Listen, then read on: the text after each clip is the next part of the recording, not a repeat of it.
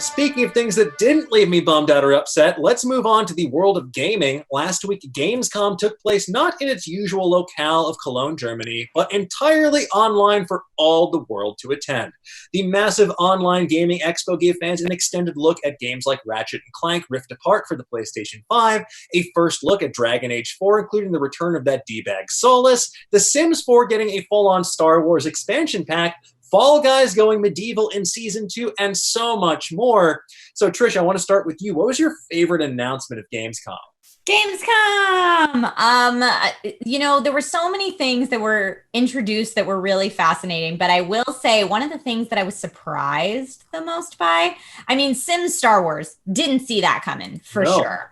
But one of the things that I was really surprised by is I've been following 12 Minutes from Annapurna Interactive for a while. I'm a big indie games fan. I do an indie games showcase on my Twitch channel weekly. And so this indie game, 12 Minutes, like I said, from Annapurna Interactive, announced, first of all, they showed off their latest trailer and announced that the cast includes James McAvoy, Daisy Ridley, and Willem Dafoe, which... that it's like, they're like, and an all-star voice cast. And I think a lot of us think of the voice actors that we're traditionally used to seeing in video games, not necessarily actors that we're used to seeing in movie theaters. Not to say that anyone is more or less talented than the other. It was just a surprise. But everything that Annapurna puts out always makes me go, huh?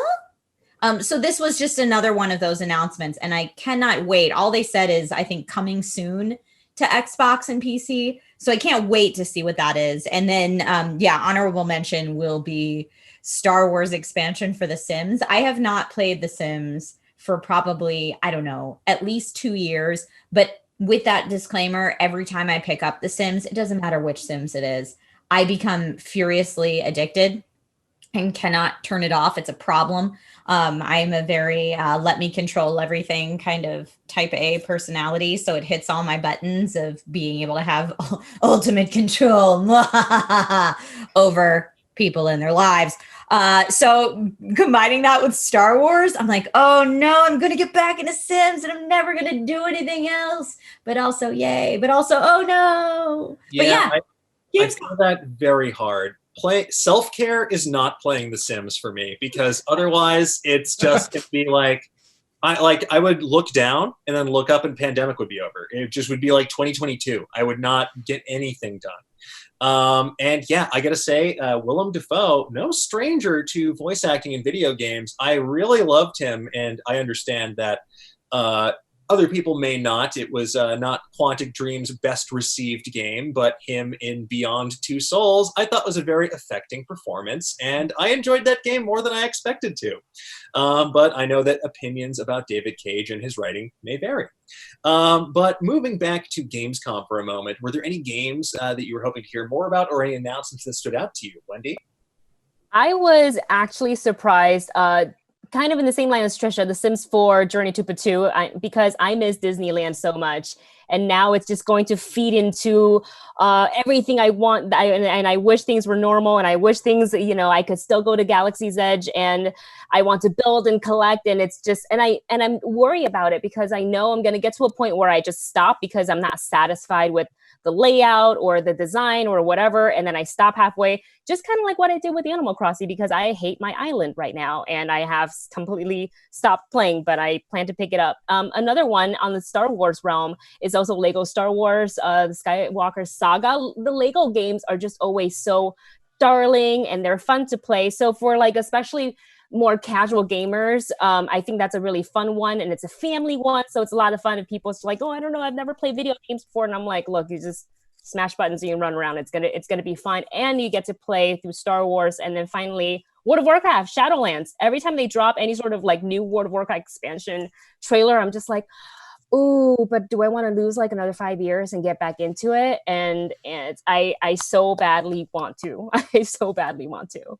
Yeah, that's I feel that in my soul. I played World of Warcraft Classic when it came out, trying to recapture that spirit of when I used to play vanilla back in the day, and I was like, oh, I forgot how this just sinks its tendrils into me and just destroys any desire to not play the game. So that would be bad news bears for me if I were to play Shadowlands. But I wish everyone is going to play it very well. We have Steven Summers in the chat saying Star Wars Squadrons also looks real good.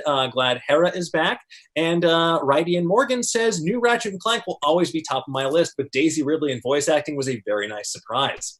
Now, Kyle, were there any announcements that stood out to you, or is there anything that you'd like to hear more about? What's your most anticipated game for this year or next? Well, like that commenter just now, I was kind of blown away by the Ratchet and Clank footage. I just think I am a sucker for fun-looking characters in a big, colorful world, and I really like the last PS4 update or remaster of Ratchet and Clank, even though it kind of like took away a lot of the humor of it, of the earlier games. Like, it was so gorgeous to look at. It was just a fun world to play in. So like watching that was really fun, and like seeing the different portals open up and stuff like that. I just think it'll be a really fun playthrough. And of course, I'm a Star Wars kid from way back, so Squadrons of course looks great, and Rebels is one of my favorite Star Wars things just in general. So seeing Hera involved was a big treat there. So those are my two. I'm a very basic gamer. I like games, but I don't venture too far outside the adventure realm. So those would be the two that stood out the most to me. And hey, you don't need to limit yourself. Gaming is for everyone. So no matter what you like to play, I'm glad there is something. As for myself, I was very intrigued to see more stuff coming for Fall Guys, which is another very accessible, super fun game that if you haven't played yet, highly recommend checking out. It's taking over Twitch currently. It's basically like Mario Party meets Bloodsport.